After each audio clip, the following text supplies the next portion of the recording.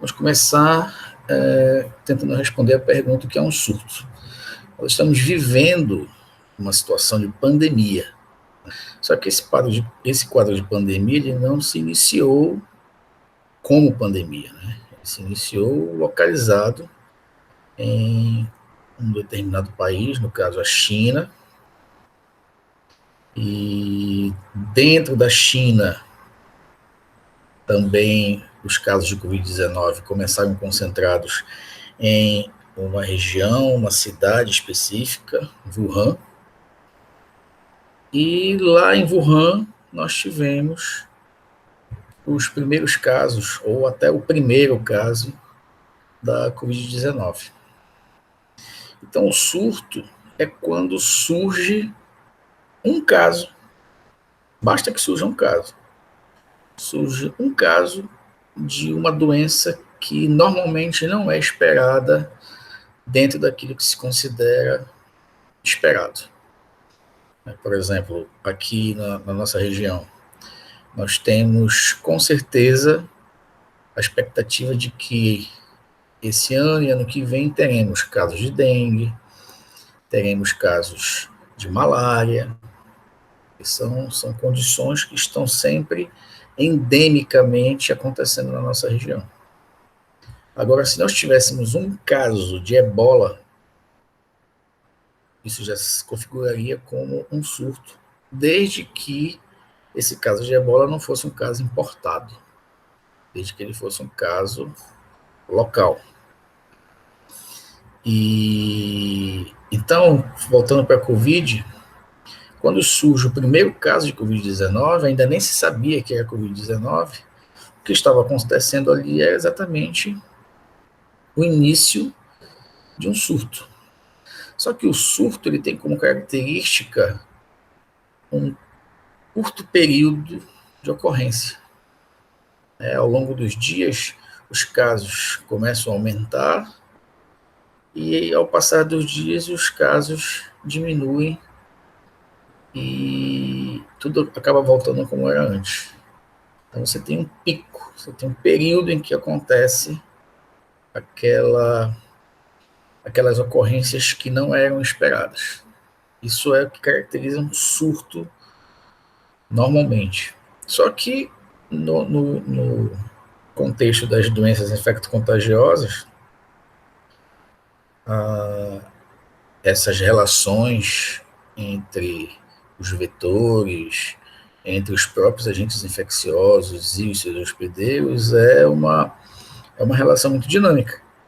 Então, um surto pode se transformar em uma condição epidêmica, e uma condição epidêmica pode extrapolar as fronteiras de um país, gerando uma condição pandêmica como a que nós estamos vendo. Professor, o Covid-19 ele poderia ficar endêmico àquela região da China? Poderia, se o agente infeccioso tivesse características de transmissibilidade diferentes das que ele tem. Ele é altamente transmissível.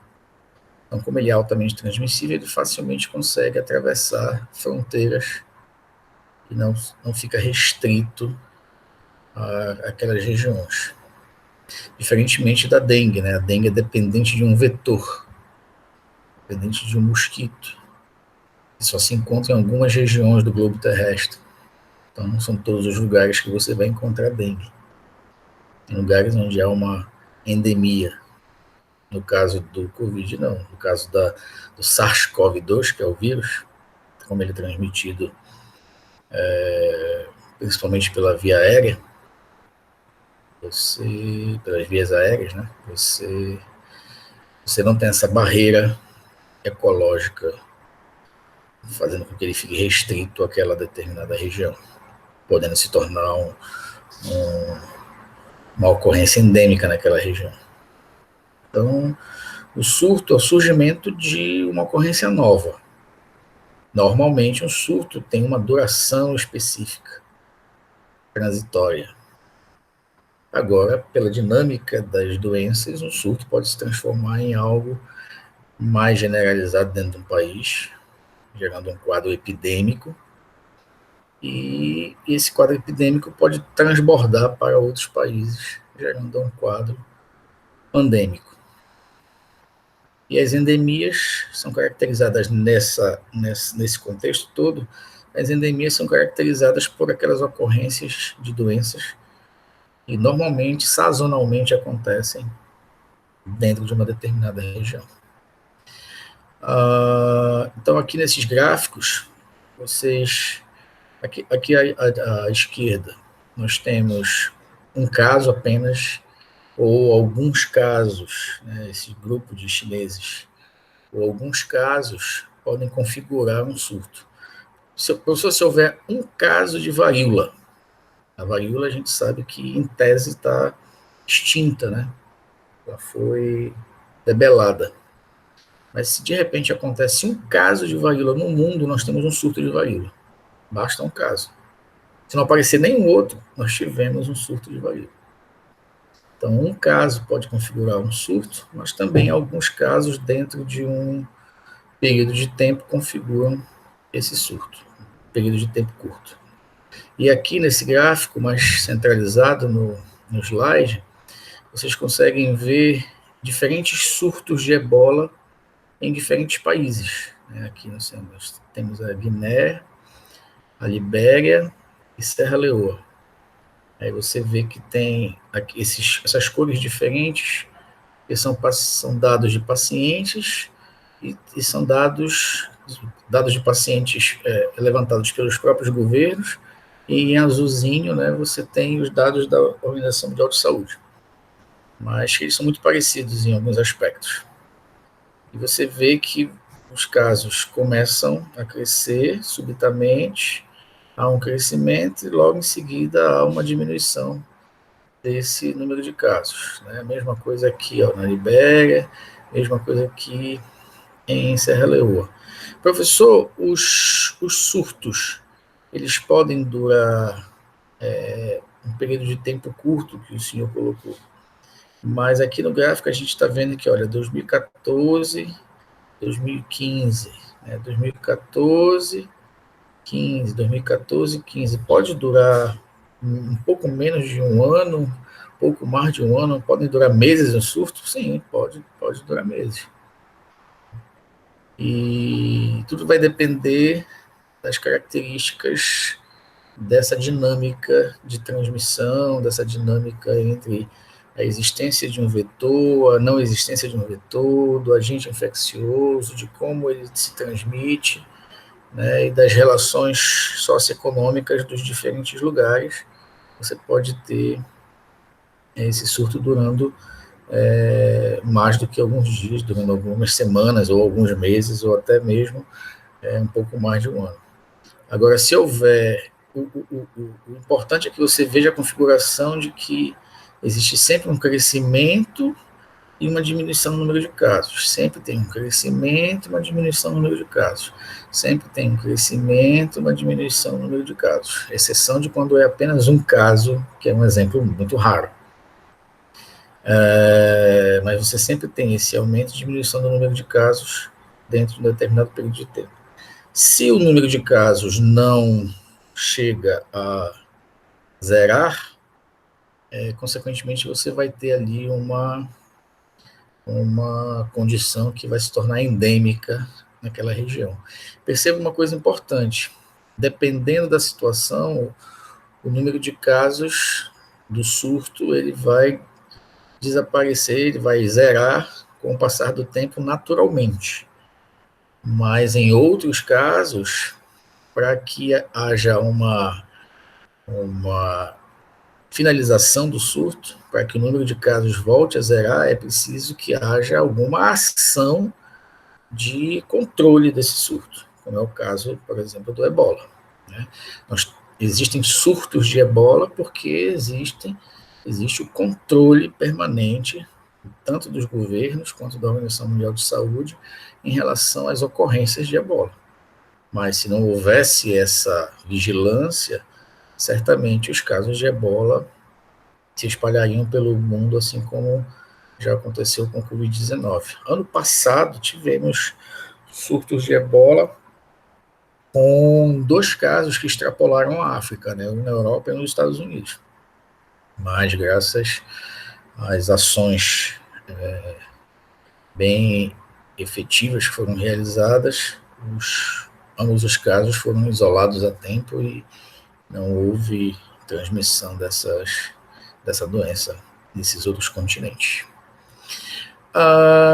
E o que é uma investigação de surto? Entendendo agora melhor o que é um surto, o que é uma investigação de surto?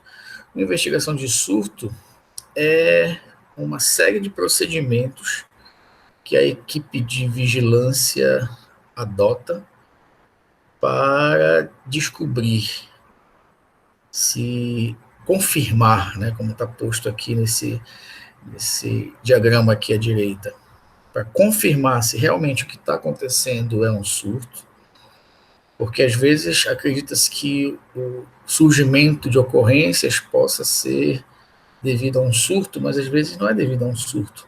Às vezes é devido a uma mudança no procedimento de notificação de doenças, às vezes ocorre por um atraso na inclusão de uma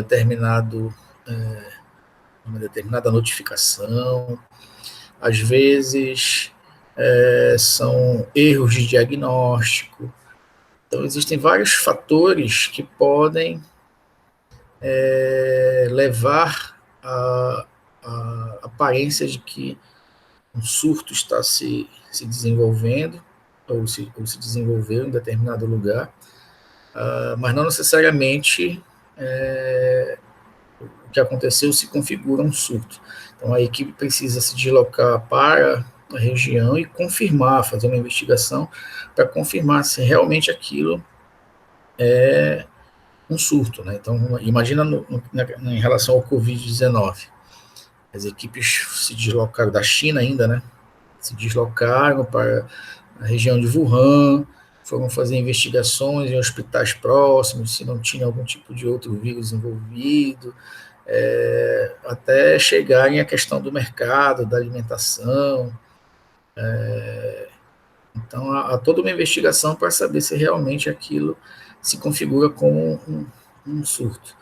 Aí, na sequência, existem os procedimentos de descrição, né? Você precisa descrever o que está acontecendo, por exemplo, o número de casos que tá surgindo a cada dia, quantos casos surgiram ontem, quantos casos surgiram hoje, amanhã de novo, quantos casos surgiram, e fazer uma descrição completa dessas ocorrências, a que elas podem estar ligadas, sintomatologia e sinais que os pacientes apresentam, etc.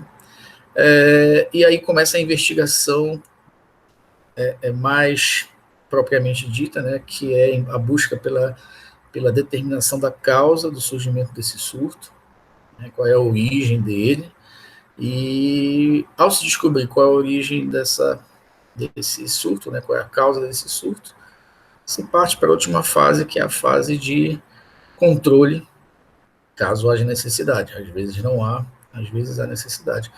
Você pode dar um exemplo de quando não há necessidade de controle? Sim, quando, por exemplo, acontece um surto de infecção intestinal num final de semana, num determinado balneário, né? Então, as pessoas que se deslocaram para aquele balneário, elas se alimentaram lá do mesmo restaurante, comeram a mesma comida que estava contaminada, e aí todas tiveram, ao longo dos dias seguintes, ocorrências de infecção intestinal que levaram à ocorrência desse surto de infecção intestinal, mas que se auto-resolveu ao longo do tempo, porque aquilo aconteceu só naquele momento, né, naquele restaurante, por razões específicas, que depois, naturalmente, foram se resolvendo. Então, o surto ele pode se autolimitar dessa maneira. Agora, ele sempre precisa obedecer esses passos até o controle. Então, no caso, se descobrindo que houve algo de errado no restaurante, é preciso que essa equipe se desloque para o restaurante e faça uma notificação do mesmo, para que medidas sejam tomadas para que não se repita esse tipo de condução. certamente todos os passos da investigação precisam ser cumpridos. E no caso de uma doença infecto-contagiosa, as medidas de controle já são um pouco mais rigorosas, né? Principalmente quando se trata de agentes infecto-contagiosos de alta transmissibilidade, que é o isolamento das pessoas, etc. Aquilo que os chineses, infelizmente, não conseguiram fazer a tempo, né, em tempo. Eu estava lendo até antes de ontem, estava lendo um artigo do pessoal de Harvard, da epidemiologia de Harvard, que escreveu um trabalho mostrando um súbito aumento de circulação em estacionamentos de hospitais de uma região ali próximo de Wuhan, e através de imagens de satélite, eles fizeram uma análise comparando como é que era no momento, como é que estava no outro, e comparando em vários anos, mostrando que a movimentação realmente era bem atípica, bem diferente, com muita movimentação em hospitais, já em setembro, outubro de 2019, o que, de acordo com os autores do trabalho, sugere que talvez essas ocorrências de Covid-19 tenham começado bem antes daquilo que o governo chinês assume como sendo a data realmente oficial de ocorrência do primeiro caso, que foi por volta de dezembro, né, de 2019. Então, os chineses não conseguiram fazer esse controle, esse isolamento dos primeiros casos, das primeiras pessoas e dos primeiros locais onde possivelmente ocorreu a Covid-19. E, consequentemente, nós estamos na situação que estamos hoje. E também vale lembrar que cada país, embora esses passos sejam passos gerais da investigação de surtos, cada país tem a sua metodologia estabelecida pelo seu ministério, no caso da saúde, né, vamos dizer assim. E no nosso caso não é diferente, existe um guia para investigação de surto e epidemias do Ministério da Saúde, onde existe uma descrição detalhada do que pode ser realizado em cada um desses passos, né, por quem vai realizar essa investigação de surto. Quem tiver curiosidade pode procurar na internet, que tem o PDF desse guia para investigação de surtos e epidemias. Aqui eu trouxe, inclusive, o sumário dele, que ele vai ser útil, que ele coloca aqui como os 10 passos da investigação de surto. Né? O primeiro passo, determinar a existência do surto, eu preciso saber que realmente existe um surto. Segundo passo, confirmar o diagnóstico, para saber se não tem erro de diagnóstico.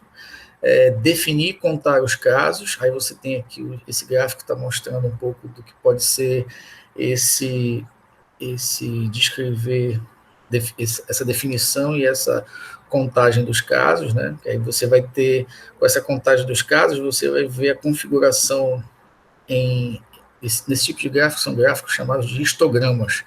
Você vai ter a verificação pelo histograma se houve um pico de casos, que é característica de um surto, e se súbito, né, um pico súbito, e se há uma diminuição desse número de casos ou não, se continua crescendo, né, o que vai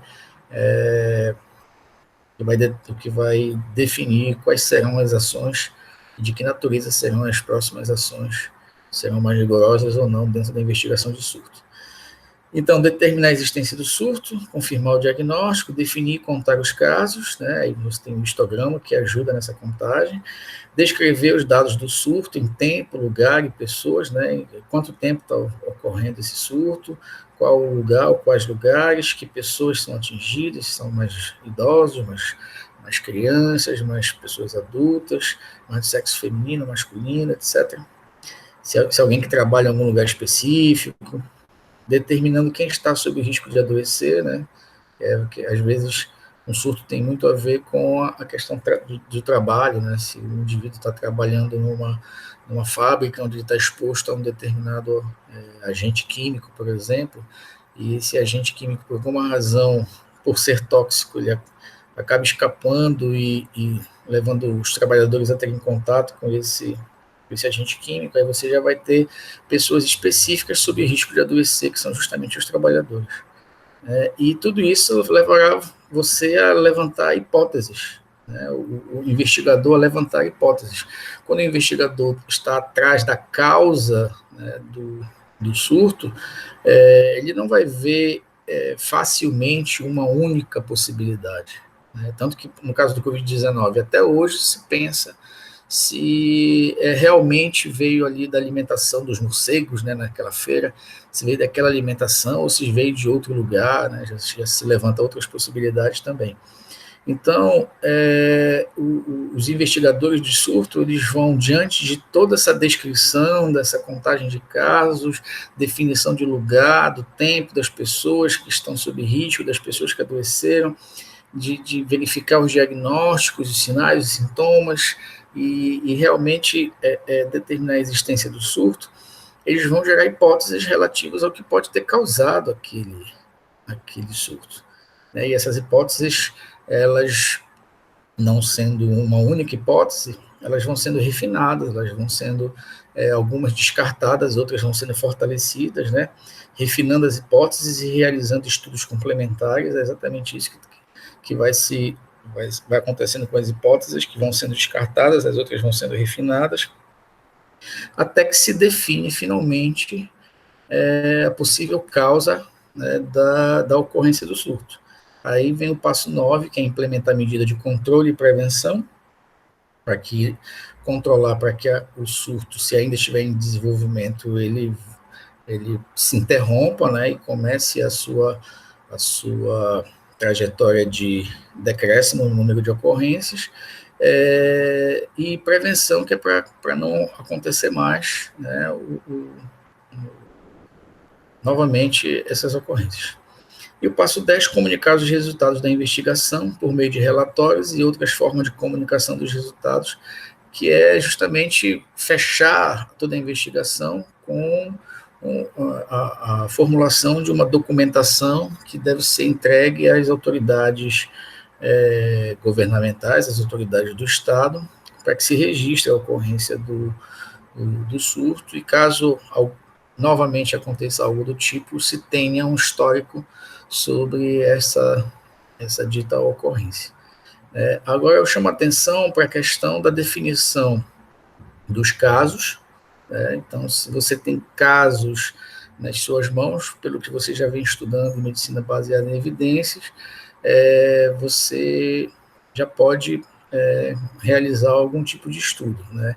E se você tem hipóteses de possíveis causas dessas ocorrências, né, então você tem no passado desses casos alguma coisa que pode ter contribuído para a ocorrência dos mesmos. Né? Então, quando você pensa nesse desenho, eu tenho casos no presente e possíveis fatores no passado que possam ter sido a causa, podem estar associados, podem ter levado à ocorrência desses casos no presente. Você pensa logo no estudo de caso controle, né? Que é ele que tem esse desenho de olhar para o passado a partir do presente. Não é o estudo transversal, nem é o estudo de corte. Então, dentro de uma população, você tem os casos, pessoas com as doenças, então facilmente naquela mesma população você pode escolher pessoas que não têm a doença e, a partir daí, verificar no passado delas quais que foram expostas, quais que não foram expostas a diferentes fatores.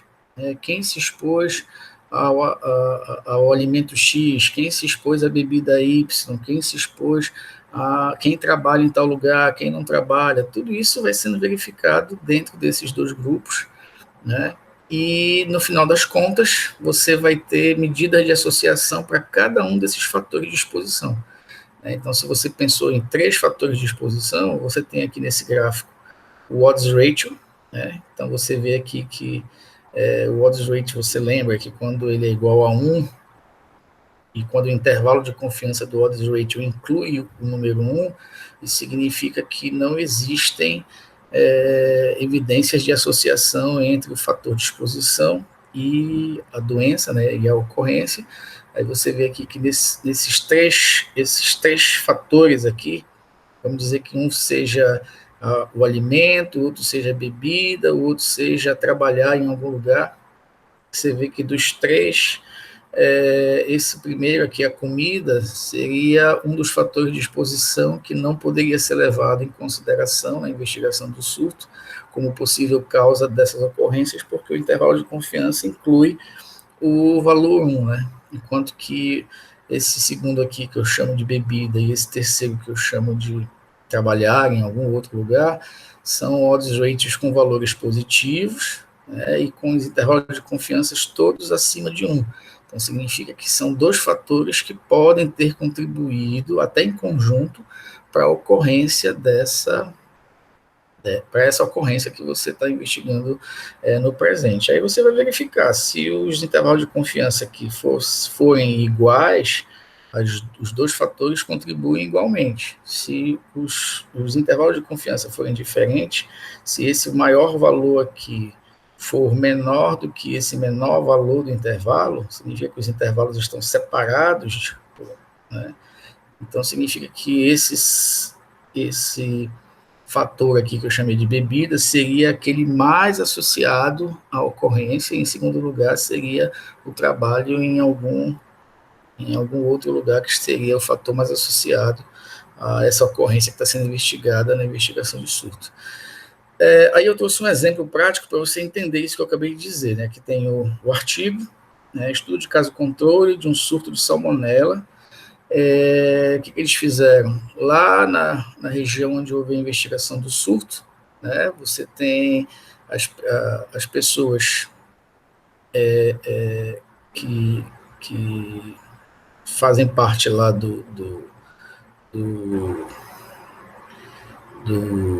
da região, né, que moram lá naquela região, e aí você vai separar os infectados e os não infectados e vai olhar no passado deles quem se expôs, quem não se expôs a diferentes fatores, né?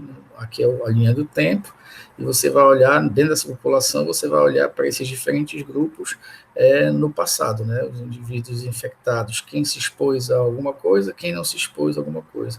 Os não infectados, quem se expôs, quem não se expôs. E aí, dentro da sua investigação, você não vai fazer uma descrição detalhada de todas as possibilidades, então você vai ter os fatores que vão estar presentes nas suas hipóteses, né? Então, aqui eu tenho bife que no caso é bife de bovino, né? Aí você tem o suíno aqui, o porco, aí você tem poultry, eu até vi outro dia o que era poultry, eu acho que é uma espécie de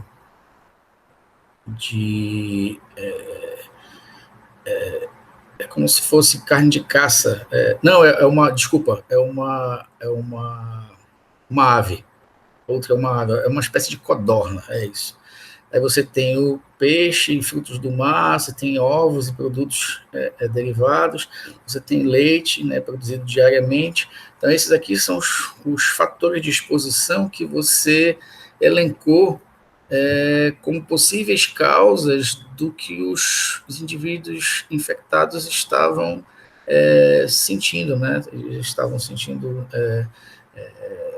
febre, dores intestinais, né, desconforto intestinal, alguma diarreia, alguns deles apresentando um pouco de vômito.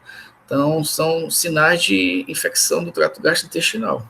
E aí, dentro dessa investigação, os investigadores foram ver a que alimentos esses indivíduos foram expostos, né, e juntamente com o grupo que não foi infectado. Então, você vai ter o grupo não infectado exposto a bife bovino e não exposto a bife bovino. Você vai ter o grupo infectado exposto a bife bovino e não exposto a bife bovino. E a mesma coisa em relação a todos os outros fatores. Para cada um deles, você vai fazer o investigador vai fazer aquela continha, né, da tabela de contingência, e vai chegar a um valor de odds ratio que vai ter o seu intervalo de confiança. Aí, olha, quando ele olha para o leite e seus derivados, o intervalo de confiança inclui o 1, então ele já exclui o leite. Quando ele vai ver os ovos e seus derivados, ele vê que o intervalo de confiança também inclui o 1, ele já exclui os ovos e seus derivados. Quando ele vai ver o peixe e os frutos do mar, o intervalo de confiança também inclui o 1, então já exclui porque inclui o 1 intervalo de confiança Então, não há como fazer nenhuma associação entre o peixe e os frutos do mar e as ocorrências. Aí, quando você vai para essa ave, também inclui o 1 no intervalo de confiança, né? Então, se inclui o 1, também não pode ser associada. Quando já vai para a carne de porco, aí você já vê que o odds rate é alto, 8,44, e o intervalo de confiança é todo acima de 1, 1,72 até 46,39, é bem alto. E o p-valor é menor que 5%. Então, tem pouca incerteza nessa afirmação de que a carne de porco pode ter influenciado na ocorrência dos casos. Mas, quando você olha para o último fator, que é o bife bovino, você vê que o odds ratio é maior ainda do que o de porco, e você vê que o intervalo de confiança também é acima de 1, 2,35 até 66,66. E você vê que o menor valor do intervalo de confiança do bife, né, ele está contido aqui dentro desse intervalo de confiança do porco. Então, embora eu tenha o bife como o odds ratio mais alto, e, consequentemente, aquele fator que mais fortemente, olha, o P menor que 5%, aquele fator que aparentemente é mais fortemente associado à ocorrência, como esses intervalos de confiança aqui, como eles se sobrepõem, eu não posso dizer que o bife, embora seja o maior, é o único fator que esteja associado à ocorrência desses sintomas. Eu preciso incluir também a carne de porco, né? Então, em geral, a exposição a carnes, seja ela de bife ou seja ela de porco, está associada à ocorrência dos sintomas e dos sinais presentes nesses pacientes. E aí a equipe vai lá e vai investigar o que tem no bife, o que tem no porco, né? E o que eles vão descobrir? Que o porco, embora tivesse com o odds ratio elevado, ele não estava contaminado por absolutamente nada. Mas o bife, sim. O bife já vai estar contaminado justamente com a salmonela, que foi encontrada já nas análises laboratoriais. Aí você fecha o caso, né, mostrando que, embora os intervalos de confiança sejam similares e que, estatisticamente, o bife de bovino e o bife de porco, ambos têm odds ratio que os associam à ocorrência desses casos, ao fazer a investigação a parte final da investigação, que é descobrir aonde a salmonela estava, se descobriu que ela estava no bife, não estava no bife bovino, não estava no porco. Então aí fecha a investigação de que há contaminação de carne bovina associada à ocorrência desses casos. Então, dessa maneira, você tem um estudo de caso-controle complementando uma investigação de surto, né, de uma maneira bastante adequada, porque ele tem um desenho que é prático para isso, e com medidas que são quantitativas e de fácil entendimento e, consequentemente, ajudam bastante, né, na definição e na finalização dessa investigação.